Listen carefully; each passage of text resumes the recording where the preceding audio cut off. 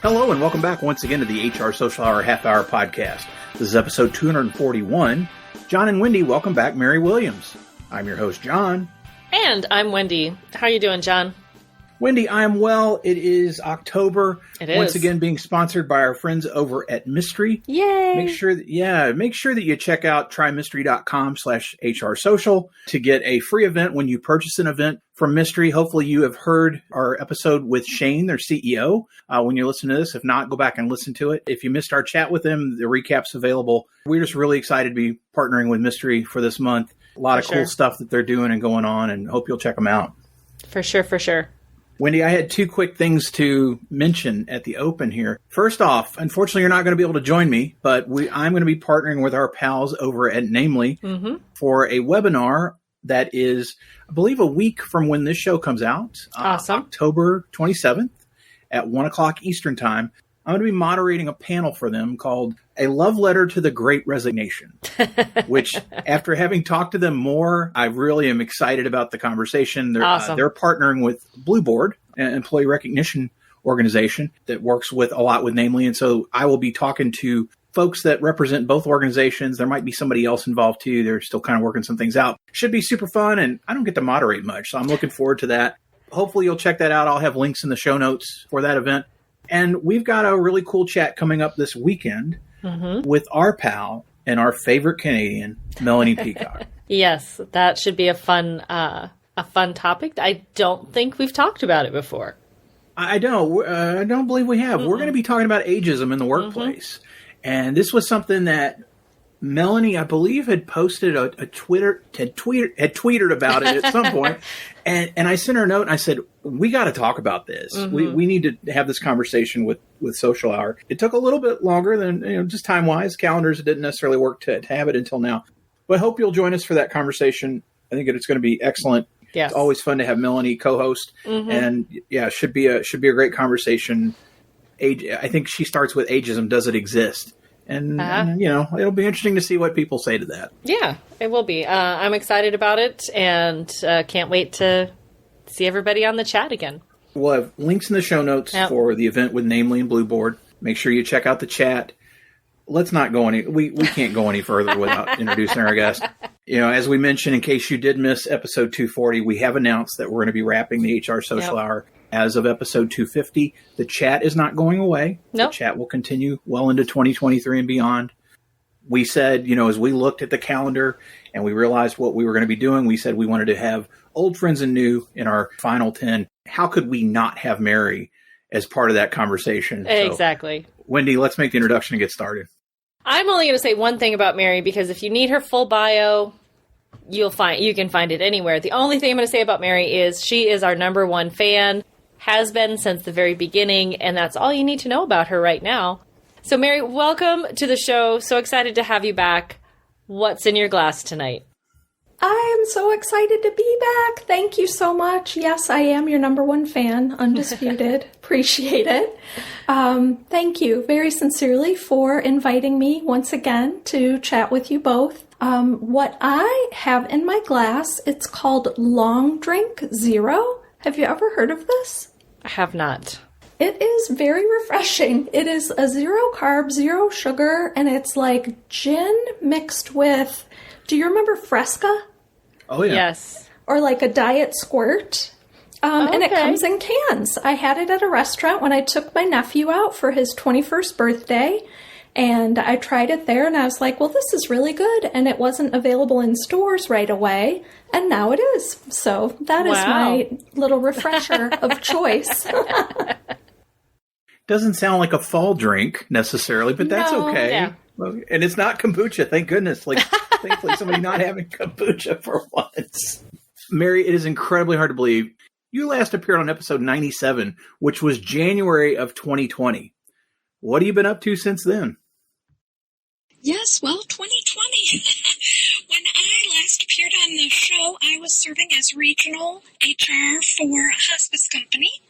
2020, due to COVID, led to some difficult business decisions requiring the layoff of a few employees, and I was among them. Tried to make sure that I was making the most of that and putting a positive spin on it. So I immersed myself in our HR community, participated in some great online virtual events, including HR Summer School. I dug in deeper to my volunteer leader position with DuPage SHRM local chapter, and got plugged into HR Hot Seat community. So in HR social hour fashion, connect, give back, and network is how I spent a lot of 2020.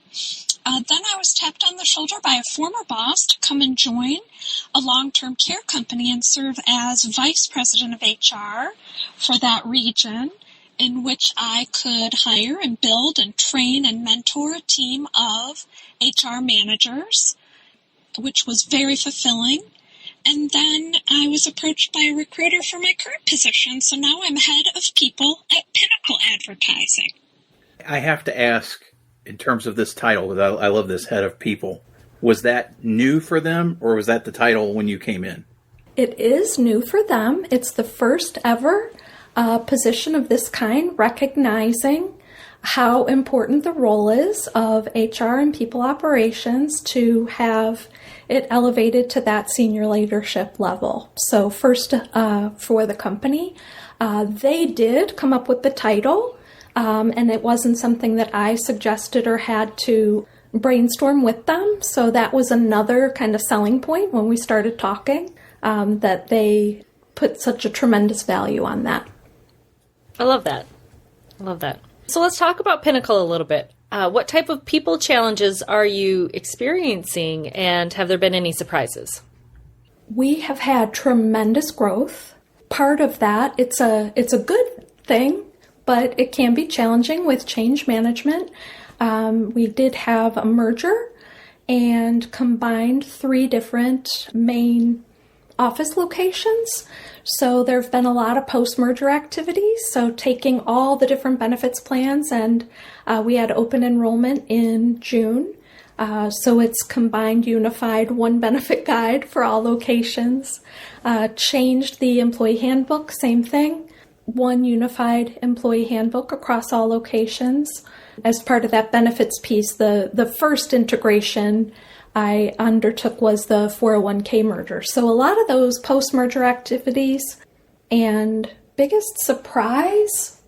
I don't know. I think that throughout the interview process, they were very transparent, and I felt very well equipped and prepared to just tackle what was in front of me. And so I'm not sure about surprises.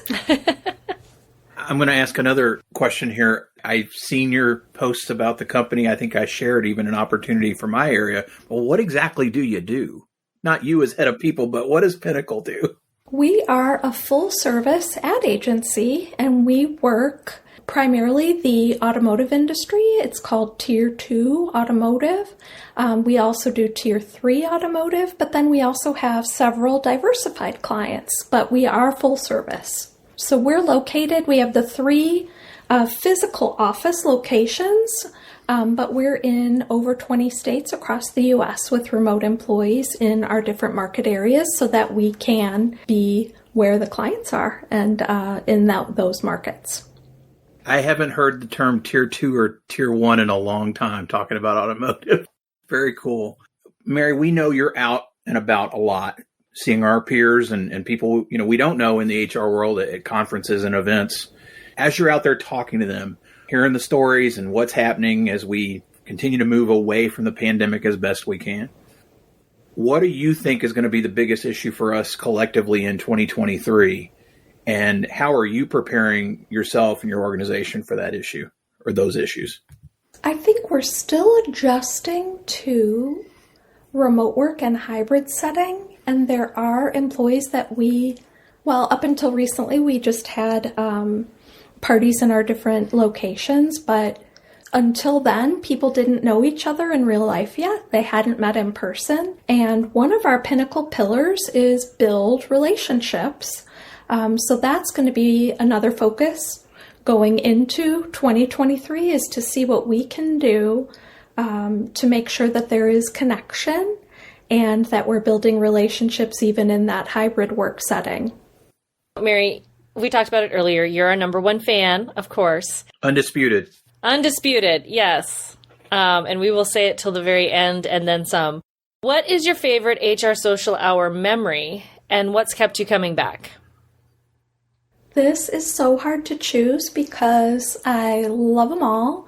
I'm going to say that one of my favorite memories is where it all started. That episode 1 where you talked to Steve Brown. I totally remember exactly where I was. They had built a Park District like fitness area across the street from my work, and so I would put in the earbuds and go for a half an hour walk, and that's what I chose to do. So I started listening right then, and every week since. But I loved the warmth of the conversation. I loved how conversational it was, and it did really just totally feel like we were all hanging out, having a drink and chatting and talking shop, and I just love that. So a lot of that is what keeps me coming back, is the wonderful, warm, welcoming community that you've built here. I hope that you're able to reflect on that as you're winding down here to that end episode. Just really take pride in and realize that it's really something very, very special. Thank you, Mary. Thank you. It's not all about us. It's not meant to be. However, you are undisputed number one fan, always contributing questions when we do Ask Us Anythings. We're putting you on the spot, and we want to know or give you the opportunity to ask us each a question, the same question, whatever has come to mind. What say you? Oh, wow. So for both of you, I would love to know from you if you have any episodes that have stuck out, like a favorite memory in this journey. Kind of like same question that I just answered in a way. I'm going to go on my standby of favorite episodes of the first episode Anne and I did with Minda Hartz. Yes. And we had so much fun talking with her. And then we, got to do it again. She's such a phenomenal lady. And so for her to chat with us, obviously we're not going to get Beyonce on now. Maybe we'll revive if Beyonce's people actually call. We'll revive for one special episode. But I think I'm going to go with that because it's hard to, you can't choose between your kids, right? I will always point to our episode with Miss Val because that episode just did not get enough love, enough listens. And I think, unfortunately, it was because she's not a fixture in the HR community. Yeah. She's not an HR person at all. But her story was so amazing. She was so kind and giving her time. Here's someone that literally before we started recording was interviewing with USA Today. Mm-hmm. It was the biggest get we ever. I mean, for us in terms of that for level. Sure. And I never forget because she's like, I just got off the phone with USA Today. I was talking to him about whomever it was at the time. Mm-hmm. That was pretty amazing. I think some of our on location conversations are very memorable. I think about the HR Florida event. We were in this massive room. And I was thinking, this is nuts. All our gear set up, and we had a cast of characters in there with us. I remember when I almost cried talking about Tommy Diener when we were in Chicago at the big HR conference and recording there. Namely conference, and that was our live feed. That was our live feed, yeah. Because I couldn't get the camera to work or whatever. Well, I think. One of my favorites on location was when we did John Friend up in Grand Forks, North Dakota, because we had not gotten him on, and so we just went and found a small little corner to record. Which that was a fun conference too. I mean, all of us hanging out in Grand Forks, North Dakota. Who would have thunk? You just made me remember one other one where we were at a big national conference, and we were doing the Twitter chat live with at Namely. The booth with the theme drink.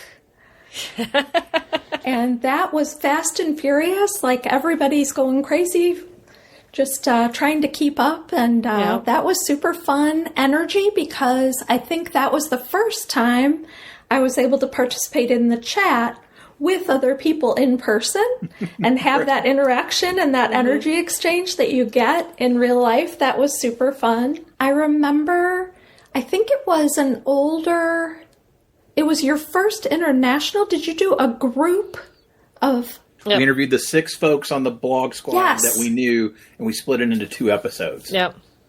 That was awesome. I love both of those and listened to them a few times each.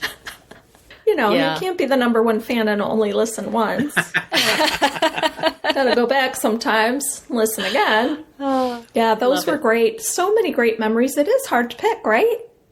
When you start thinking of how many different episodes we have, like, wow.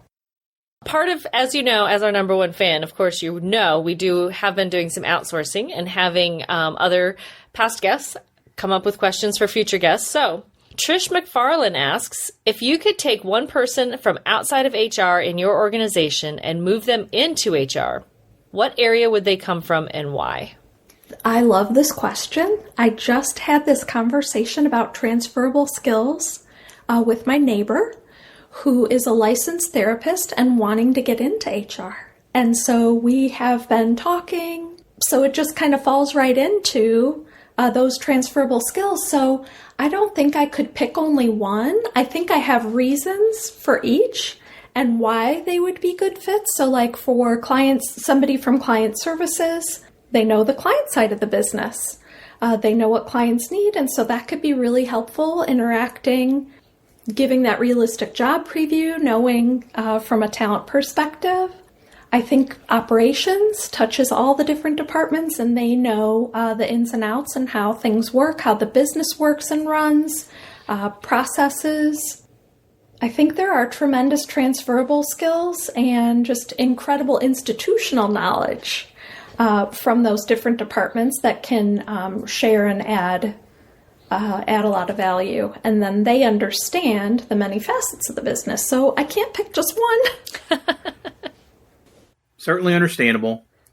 We appreciate you answering regardless, even if it is multiples. That's the fun of this, and that will continue to be the fun. With that, we're going to take a quick break, and we will be right back. This episode of the HR Social Hour Half Hour podcast is brought to you by Mystery. Making employees happy at work isn't rocket science. It's data science. Mystery is the startup company that helps people leaders to build connections between their employees. Mystery's newly launched product, Mystery Insights, uses software to paint a comprehensive picture of employee connections across your company. With Insights, you can see how employees are networked and measures change over time. Insights connects with Mystery's marketplace of virtual events that are designed to build connections between teams. Mystery Insights identifies which employees should attend events together and matches them to experiences that they'll love. Mystery has a special offer exclusive for HR Social Hour Half Hour podcast listeners. They're offering 2 events for the price of 1. Head over to trymystery.com/HRSocial to reserve your first event and get your second one free. That's trymystery.com/HRSocial to redeem this offer and start building connections. Thanks again to Mystery for sponsoring this episode of the HR Social Hour Half Hour podcast. Now, back to the show. And we are back. Mary, it is now time for everyone's favorite part of our show, the Half Hour Question Connection. What career did you dream of having when you were a child? I always told people that I was going to be in the Senate. Oh. So I literally did think that I was going into politics and trying to, make a better corner of the world. I did end up as an undergrad in political science, but just changed my mind through undergrad that was not going to be the spot for me. Did you do anything in high school with the legislative sessions and volunteering, or they call them pages here?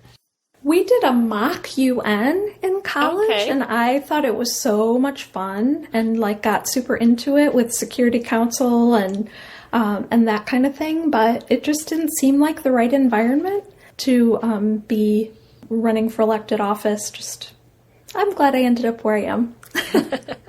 If you ever decide you do want to go into elected office, we have several previous guests in the political spectrum now. Mm-hmm. You're and right. practicing still. So, You're right. Just saying. Mary, who's one person you've gotten to know in the last year that you think more people should know? I think more people should know Nikki Ramirez. Her Twitter is HR Answers. She inspires me to be better. I connected with her online. I think she's participated in some of our HR Social Hour Twitter chats. We met through social media, but then I met her in real life at the HR Unite conference. And it was wonderful. And then next thing I know, she says, "Oh, I'm speaking tomorrow." I was like, "Oh, wow." She blew us away. Her passion for diversity, equity, inclusion, and belonging is contagious and evident, and I highly recommend everyone connecting with Nikki. I think that you'll be as inspired, and hope you'll be as inspired as I am by her. Awesome. Mary, if you could go back to the start of your career, what's one piece of advice you would give yourself based on what you know now? Trust yourself. Trust your instincts. Trust your abilities. And ignore imposter syndrome. Mary, what's your favorite or the most memorable live performance you've ever attended? This is so hard to pick. But the one that I keep going back to that was so special was I got to see REM on their 1987 document tour, and it was in a high school gymnasium. So it felt like a very intimate setting, and we had a blast. It was super fun. So that one sticks out for me. That would be fun. It was amazing. They were playing bigger venues by then, too. They were. That's interesting. Was there a story as to why was it like an MTV event or something? It was not. So, and it was in Iowa. So, super random. Or I could make some joke about, is there a place big and any bigger than, but I won't. No, it was awesome. great. I was like, wow, that was a great show. Mary, if you could be on any TV show, either as a character or yourself, what would it be? This is tough. So if any of you listened to my first HR Social Hour, you'll remember my favorite show. So that's all I can think of is maybe a sideline reporter for football. Or doing the color commentary in the booth. I love football. So that's like the show that I keep thinking of. That's my favorite show. So I think I would do something like that. That would be fun.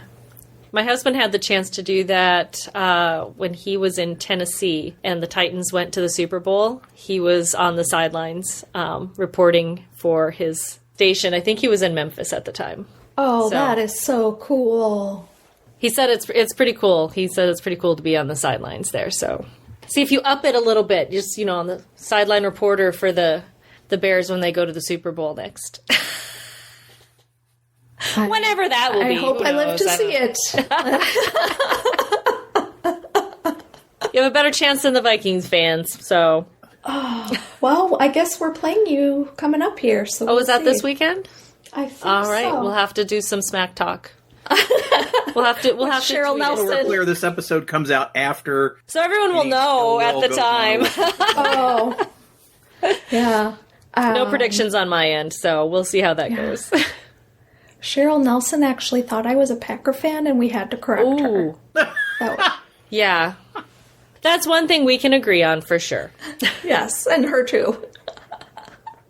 This is what you get on the HR Social Hour, folks. Midwest NFL talk. Hey. We've done all sorts of stuff. We know where our listeners are for much of the listener base is out there. For those in the Midwest and everywhere else, Mary, it was recently announced it's going to be Mary Williams Day all around the world. What are we doing to celebrate? I want to tell you that I actually had this happen to me. Oh. That when I was leaving a job, they made it Mrs. Williams Day. And it was the cutest thing. They had everyone wear Bears stuff or blue and orange. Even the Packer fan did it, and I was like so stunned, and she said, "Oh, I have a Packer shirt on underneath. I didn't want to get a rash," but she put a Bears shirt on top. That's awesome. They signed a football and had a really nice speech and presented me with the game ball. And it was a really neat experience. But if I'm planning a new Mary Williams Day, I would want it to be all about kindness and gratitude.